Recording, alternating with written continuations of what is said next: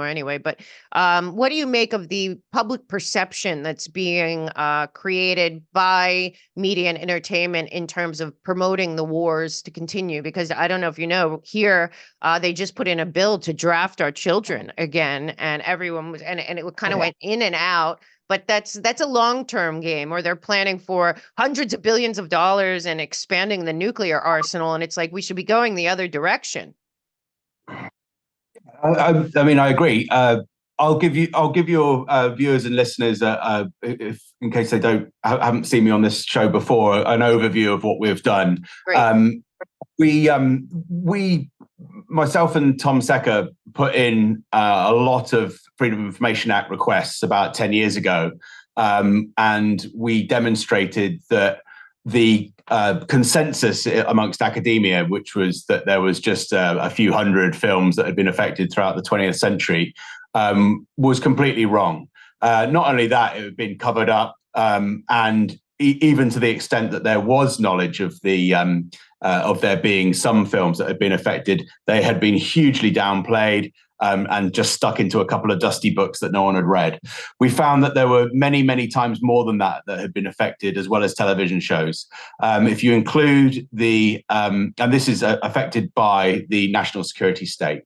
Right. So ultimately, by the time we made Theatres of War in 2022, the documentary, which was a research project in itself, and we'd been to all of the key archives, acquired this information through the FOIA, spoken directly to a lot of the PR people involved, who were all rather embarrassed about the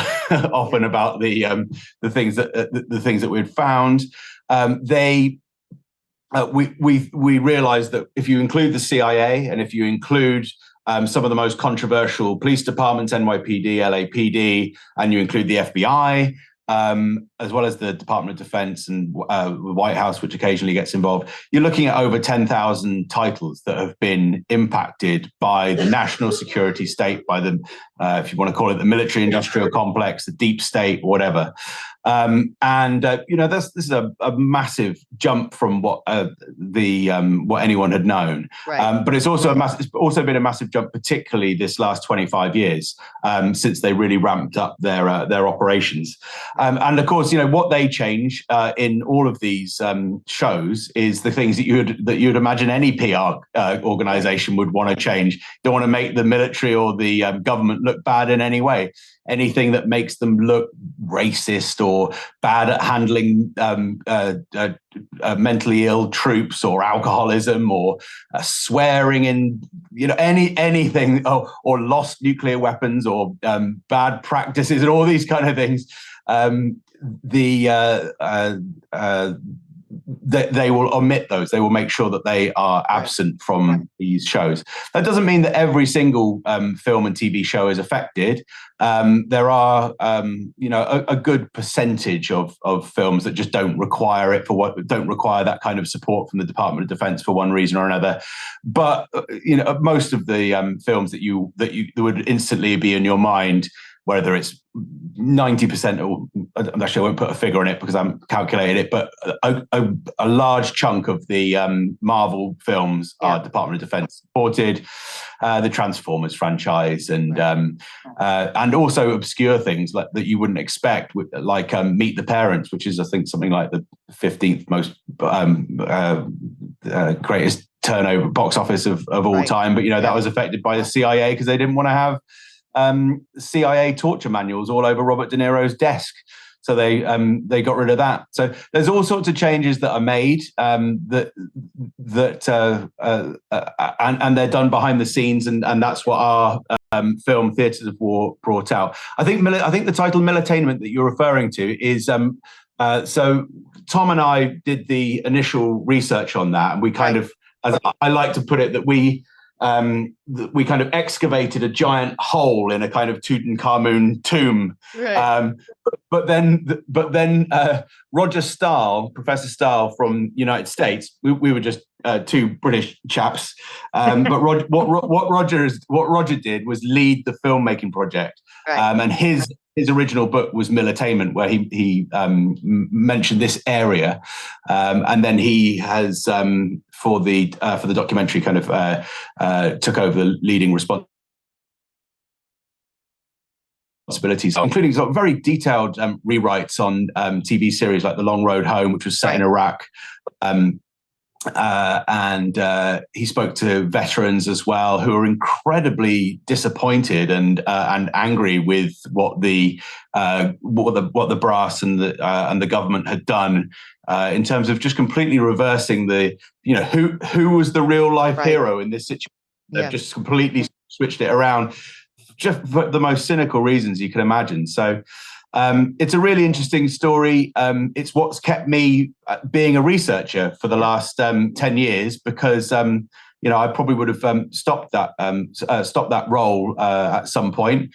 But I realised that there was something massive that we had uncovered there, and so I would recommend it to your viewers. If they want to check that out, they'll find it on Vimeo. Theatres of War. It's I think something you'd find really rewarding to watch. Yeah, we'll put a link below. It's fascinating and amazing. And I knew about a lot of this stuff, but not to that extent. But I did, the other thing too that's going on, since I started following your work a long time ago and we did the first show, I have been hyper aware of what is going on. So what I noticed watching shows, because I watch older shows because I can still tolerate them, they're not all woke and crazy. But what you do notice is that there's been a running theme for 20 years that against the Russians, like there is a obvious bias against Russia in every show. Even if it's a comedy, there's some joke in there about Russia, or if it's a drama, or particularly if it's a war film or a spy film, it's always, they paint Russia so badly, and it is impossible for it not to be on purpose. It just seems to me like the messaging that Russia is our enemy is regular and constant coming out of Hollywood, and it's you can't even deny it now. Yeah, in fact, literally just last week, I made a list of these, which I've just decided to put up on my computer. And I've put here, when was the last thing you saw a depiction of Russia which didn't have it crawling with tyrants? Red Dawn, Rambo, Air Force One, Hunter Killer, James Bond, Jack Ryan, 24, Homeland, Stranger Things, 6 o'clock news I've put here as well. But there are also video games that do something similar as well. So I only recently did a sort of 15-minute summary of the politicization of video games and national security gaming, in the same way that the book our film was partially based on was mine and Tom's book National Security Cinema. So I wanted to do an overview of that. And I came across some really interesting examples of that. Some of your viewers will be aware of them if they play games more than me. But so say there's in a lot of these games, there are you play the character who assassinates a Putin lookalike, or assassinates Soleimani, or kills Fidel Castro because he's working with Nazi scientists to create a nerve agent. There's also the Highway of Death. I don't know if you came across that I think it was in Call of Duty. So you may remember, Mel, that in 1991, the Highway of Death was known as when the US bombed retreating Iraqi soldiers and personnel from Kuwait. So they destroyed about 2,000 vehicles. I mean, you can think what you like about the rights and wrongs of that, but nevertheless, the fact that the game, which was a Pentagon-supported game, that's crazy, now calls the Highway of Death a fictional Russian massacre in the Caucasus. It basically means if anyone now Googles Highway of Death, they don't get what me and you knew what it was for 20 years. Now they get a kind of criticism of Russian brutality that's been invented, and so there are all these interesting inversions. There was even a scene in Call of Duty called No Russian, where you have to play you have to kill Russian civilians in that particular scene to maintain your cover. You have to kill Russian civilians. Oh my God. So the computer game side of it is an area that I'm a bit newer to and haven't looked at as systematically, but it's really interesting. And certainly, I agree with you that so many of these films and shows have a very Russia seems like such a convenient villain, I think. I mean, them. Constantly. It's ridiculous. And like I said, I even see it sometimes in comedies where, you know, it's a comedy. Yeah. It has nothing to do with that, but they have to bring up something about Russia. Did you think of I might add that one to my list. Did you think, was there a particular example you had in mind that you could remember? No, but I mean, and not at this moment, but right now I've gone back and I've watched well, one of them was Stranger Things that I thought, what is going on here? Yeah, they entered, like, you know, one of them was half point through. You're like, wait a minute. So they're fighting the Russian? Yeah. What happened here? But it seems like that's, you know, it's interesting. I've watched a lot of these series because I have my own stuff on the other side and I watch them from beginning to end. And I'm actually watching Homeland again right now. And it's amazing how, honestly, everything is created to make it look like, you know, to protect the institutions in America, to make them look like not so bad, even though it's so bad, and that they go after their own, that there's really no loyalty in once you're in it, you know, it's survival of the fittest, and, you know, really paints a bad picture, especially that movie about Libya too. I've seen many times, and I know the guys that were actually there were upset about it.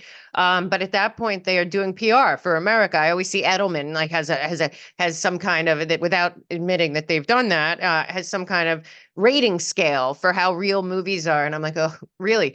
Now the other thing too is about equipment and weaponry, and, you know, what they're using. We talked about last time how all of the technology that they use in, say, in Minority Report or in Ready Player One or in AI, that they have that technology. So somebody is sharing from the inside, be it NASA, DARPA, wherever else, actual information with the filmmakers, especially obviously Steven Spielberg's made a lot of these movies that you can't make it up because they already have the technology, and then time will show you, oh yeah, they do have predictive policing, and they do have, and it is all AI running this. And we're going down this path where a lot of people have been educated about this stuff through TV and film, and yet now we're talking about nuclear war being, you know, limited and a possibility.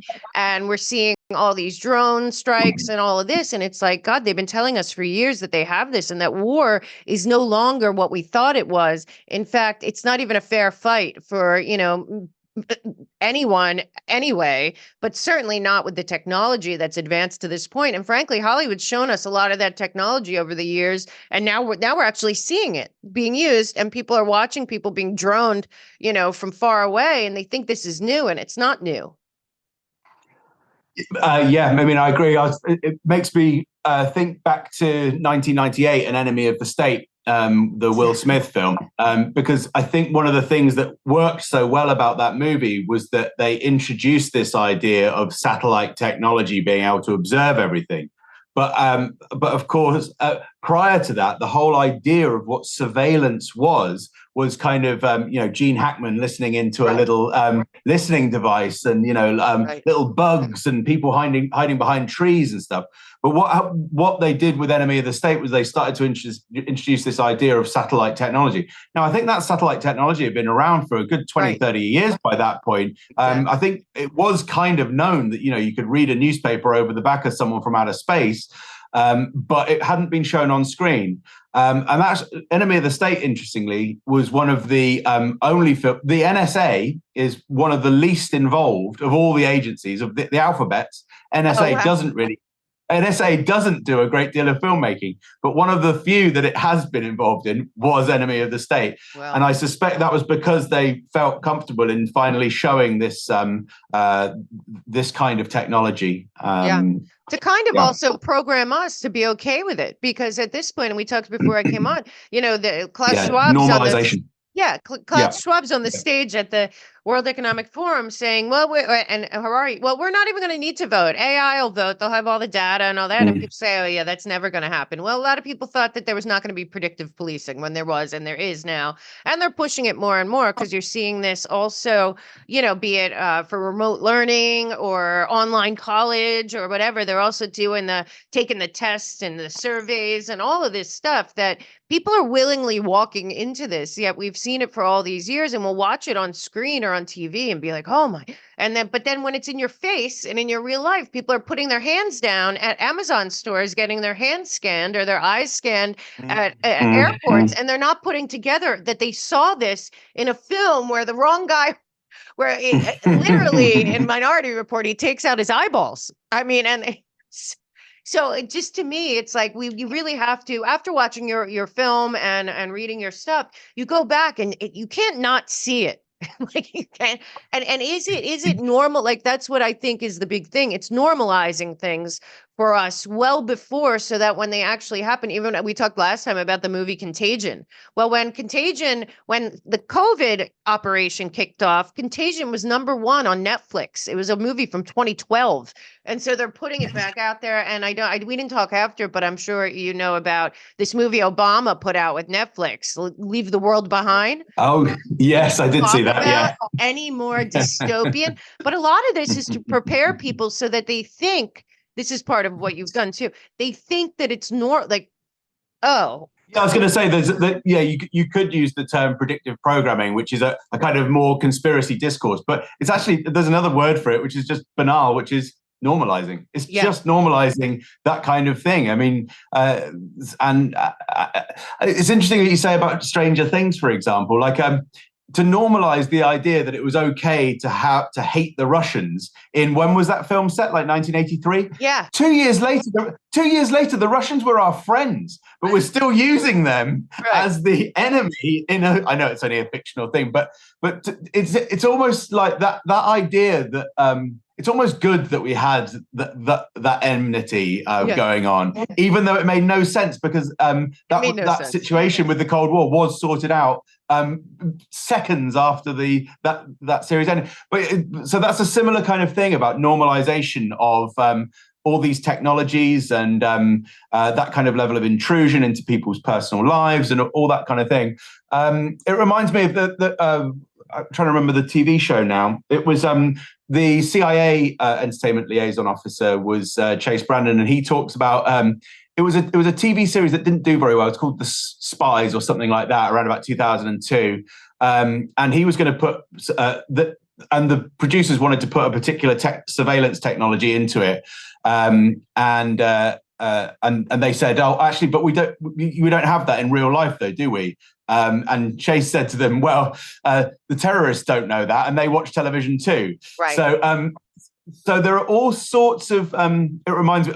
I won't try and do it off the top of my head, but there are all sorts of things that happened in UFO when peculiar colonels and generals got involved in manipulating the representation of UFOs in the 70s in various fiction and particularly documentary films. There was also.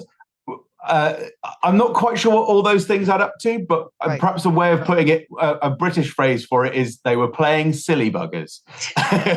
That one way or another, they were manipulating, normalizing, and shaping reality about peculiar things like technologies in a way that maybe the agenda for that may not be entirely clear, but they certainly did that with the surveillance technologies, as I was saying in that TV series in the early 2000s.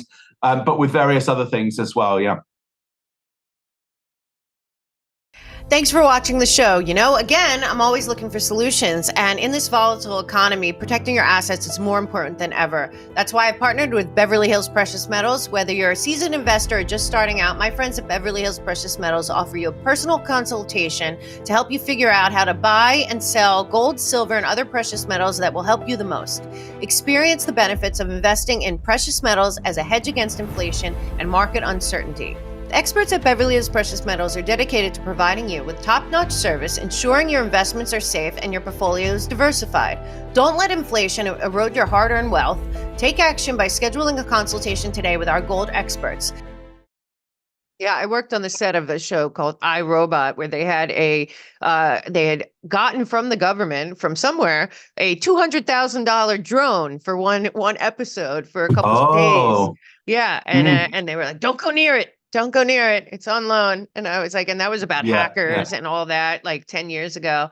And yeah. I now have. it's so far beyond that, it's ridiculous. Yeah, it is interesting. Was it the it's in our documentary where is it rapper Ludacris Yeah, literally has a 30-second commercial for for a military, I think it's for a drone. I'm trying to remember the details now. And he literally says it in the middle of a standard entertain, you know, in a middle of a movie. He just reads out the press release of a sophisticated weapons technology. I can't remember exactly what it was now, yeah, but that level, I think that's something that surprised me, was the level of embedding not just of Department of Defense narratives, but also the advertisement for the arms trade as a right. whole Yeah. seems to be is more important perhaps than I appreciated that it was, say 5 or 10 years ago. And again, that's another area that our colleague Roger Stahl has, I think, driven very effectively, is demonstrating how ingrained that desire to advertise new weapons Right. technologies has been. Well, they have to justify also their budget. I mean, what is a $700 billion budget for the Department of Yeah, Defense? Also, never been in America, at least, never been audited, and also money it disappears in the yeah, hundreds of millions of dollars regularly, and nobody like into black ops or whatever. So nobody knows where it goes. But I mean, it's just yeah. really I starting to cross didn't that line. Good. didn't I see an executive from Boeing on being Yes. grilled by the Senate just a couple of days ago? Yes, you did. Again, Yeah. I've been slightly out of the loop on the Yeah, news the no, last few days, don't but blame you because at this point, I don't even know what hearings do other than yeah, serve as well, entertainment. yeah, But yeah, it's yeah. really important that people keep an eye on because like we talked about last time, NATO has a whole document on the battle for the brain and that the weapons of the future are using people's brains against other people as weapons. So you Mm, have to mm. realize all of the stuff that's coming to you through media has a side of it that is to continue to support this because it's like Eisenhower said about the Wall Street and the military industrial complex being complicit with each other in these endless wars. And if we don't stop paying for it and we keep cheering it on and letting I heard that they want to build a kind of a dome in America to like they have in Israel, and I'm thinking, well, what that's going to take Uh, 15 years. America's too big to protect in that way, and missile defenses have always been a bit of a well, not a bit of a myth. Have been Right. just not be able to do it around the United States, maybe around Israel, but it's missile defenses in a very real way are like creating a shield so you can use a sword more effectively, Exactly. and only really the illusion of a shield as well. Right. So But it's I saw a that they were putting that dangerous in the step. budget, and I thought, oh, so this Yeah, endless war thing isn't going to be up yeah. anytime soon, and which we have to fight for, which you've been fighting for a lot. I mean, I can't believe that there's not hundreds of thousands of people marching in Washington, D.C. to stop funding these wars. If the money stopped, the wars would stop, and most people are aware of that. So I'm really glad that you're doing what you're doing. I hope you stay in the fight. Now, can you tell my audience where to find your amazing Substack? I want everyone to go over there and sign up for a Substack right now. And also, the movie is phenomenal and eye-opening, and everyone should see that. So tell them how to find you, follow you, and how to find the movie, and I'll put all the links below. Thanks very much for that, Mel. Yeah, my Substack is drmattalford.substack.com. That's drmattalford.substack.com. And you can find our film documentary, Theatres of War, on Vimeo. I think it's there for $5. Great, If you're a student, you can get it for free through the university.